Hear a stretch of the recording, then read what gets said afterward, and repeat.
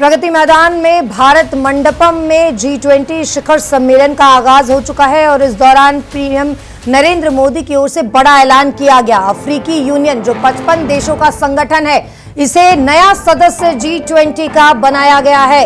अफ्रीकी यूनियन को प्रधानमंत्री ने ऐलान किया शामिल करने का। G20 में अब अफ्रीकी यूनियन को शामिल किया गया है और इस दौरान आधिकारिक तौर पर वहां के राष्ट्राध्यक्ष यहां शामिल हुए। पीएम मोदी ने ये ऐलान किया। यूनियन लीडर ने पीएम मोदी को इसके बाद ऐलान के तुरंत बाद गले लगाया। तस्वीरें हम देख रहे हैं कि किस तरीके से आधिकारिक तौर पर अफ्रीकी यूनियन को शामिल किया गया।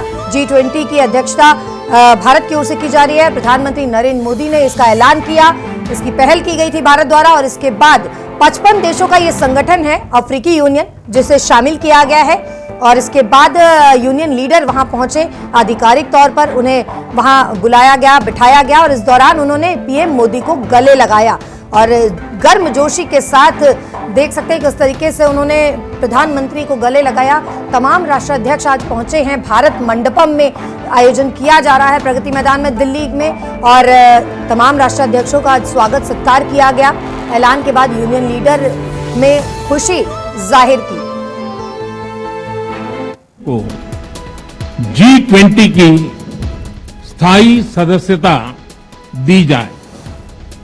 मेरा विश्वास है कि इस प्रस्ताव पर हम सबकी सहमति है।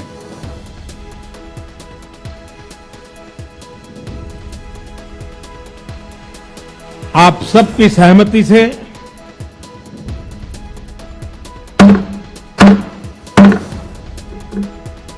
अफ्रीकन यूनियन को G20 की स्थायी सदस्यता दी जाए।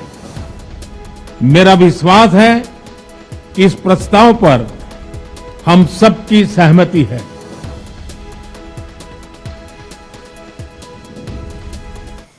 और इसी खबर पर ताजा अपडेट के लिए हमारे साथ जुड़ चुकी है हमारी सहयोगी नीलम। प्रधानमंत्री की ओर से आधिकारिक ऐलान किया गया अफ्रीकी यूनियन को शामिल करने का। 55 देश हैं इस संगठन में जिसे शामिल किया गया है। क्या मायने हैं इसके? जी बिल्कुल, इसके मायने बताने बेहद अहम हो जाते हैं। जैसे यहाँ पर अगर बात करें जिस तरह से ये एक कूटनीतिक जीत की तरह से देखा जा रहा है, क्योंकि चीन के सामने एक तरह से ताकत दिखाई है यहाँ पर भारत ने। अगर नई दिल्ली में आयोजित G20 सम्मेलन में 55 देशों के संघ अफ्रीकन यूनियन के इस संगठन को मेंबरशिप मिल जाती है और ग्लोबल साउथ का नेतृत्व करने के भारत की महत्वाकांक्षा को नई ताकत दे सकती है। ये पहले से अनुमान लगाया जा रहा था कि इस बार मेंबरशिप मिल सकती है और वही मिली भी है। और चीन में पीएम मोदी के साथ ये चुनौती की तरह से देखा जा रहा था कि भारत पहले करेगा या चाइना इसको पहले करेगा, पर जिस तरह से भारत को मेजबानी मिली उसके साथ ही ये देखा गया कि चीन से पहले भारत ने ये कर दिया। और सीधे तौर पर अब ये कहा जाएगा कि यहाँ पर चाइना से पहले भारत में, खासतौर पर उस समय पर जब भारत को मेजबानी मिली G20 समिट की, उस समय पर भारत की वजह से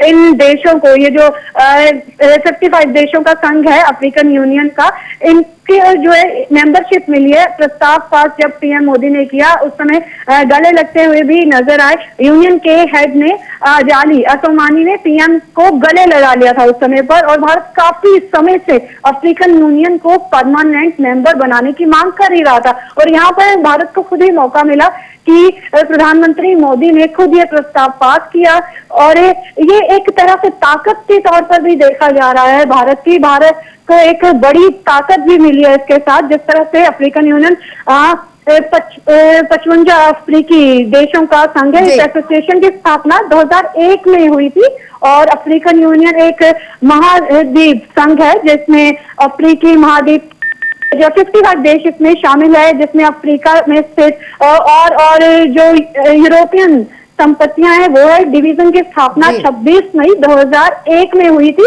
और इसीलिए अब इसकी अहमियत बड़ी नीलम, बड़ी राजनीतिक कूटनीतिक जीत कही जा सकती है जिस तरीके से भारत ने इस बात की पहल की थी कि अफ्रीकन यूनियन को शामिल किया जाए और आज खुद प्रधानमंत्री ने इसका ऐलान किया है। तो कहीं ना कहीं भारत एक बार फिर से कूटनीतिक तौर पर ताकतवर देश के रूप में निखर कर सामने आ रहा है।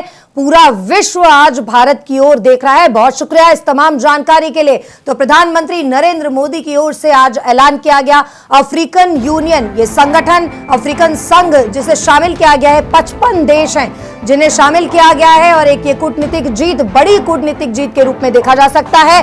भारत का ओहदा लगातार बढ़ता हुआ नजर आ रहा है। G20 शिखर सम्मेलन की अध्यक्षता भारत द्वारा की जा रही है और भव्य स्वागत तमाम राष्ट्राध्यक्षों का आज किया गया।